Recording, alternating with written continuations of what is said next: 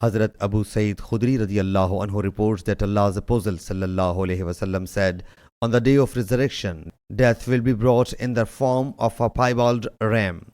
Then a proclaimer will proclaim, 'O the inhabitants of paradise,' whereupon they will look, stretching their necks. So it will be said to them, 'Do you know it?' They will reply, 'Yes, it is death, for all of them have seen it.' It will be again proclaimed, 'O the denizens of hell.' They will stretch their necks and look, whereupon they will be said, 'Do you know it?' They will say, 'Yes, it is death, for they all will have seen it.' Then after slaughtering it, death in the form of ram, it will be said, 'O the inhabitants of paradise, you will remain therein forever, and death is no more now.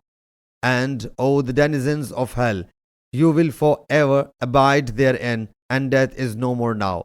He sallallahu alaihi wasallam then recited these words and warned them of the day of regret, when the matter would have been decree, and they are in the negligence, and they believe not. Sahih Bukhari, Hadith number 4730.